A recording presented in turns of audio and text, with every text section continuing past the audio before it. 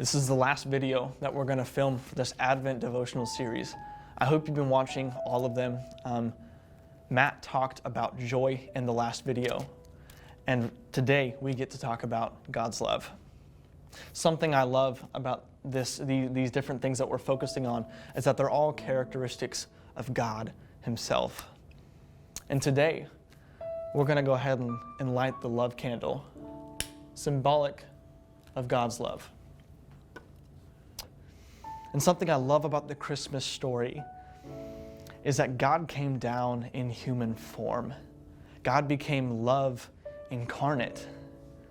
And God got to walk with us and dwell amongst us. And we got to see the perfect and truest form of love in Jesus. And I love that we take time aside out of every year and we get to celebrate that love. It reminds me of John 3:16, for God so loved the world that He did nothing. No, that's not what it says. God so loved the world that He did something about it, that He sent His only Son. And that whoever believes in Him will not perish but have eternal life. This also reminds me of Matthew 22. It's 34 through 40, but we're going to hone in on a couple key verses. There's this Pharisee that comes to Jesus, and he's trying to trap Jesus. And he says, hey, teacher, what's the greatest commandment in the law?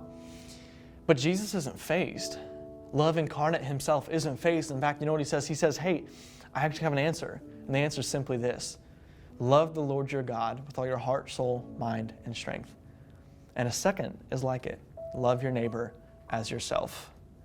Jesus isn't talking about the kind of lovey-dovey feelings that we kind of throw around in our modern culture. He's not talking about the kind of love where we're just accepting of everything and everyone and all this kind of stuff. No, His love is specific.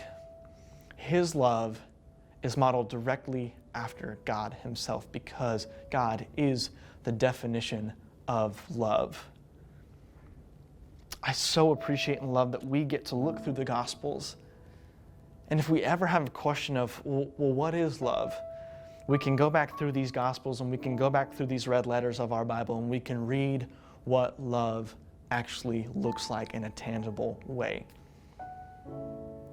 This season, in the couple days we get before Christmas, I challenge you to truly sit down and think, what does God's love look like in my life?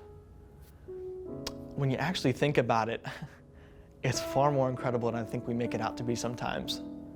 There are moments when we think, well, God couldn't love me after XYZ, after what I've done, or I feel like God's run out of patience because I've been doing this and this and this. Something that's incredible about God is that it's His mercy that enables Him to continue loving us. He has mercy on us, and His love doesn't run out. Confession. There are moments when I'm super duper tempted to be unloving. Like a clear example is bad drivers. If someone cuts me off or is driving too slow, it's hard for me to be loving. I look at them and I'm like, oh, you need to drive faster. You shouldn't have cut me off, or, all these feelings and thoughts through my head. And I'm really tempted to not be loving. It's not so with God. God's love is continual. God's love is faithful. And God's love is everlasting.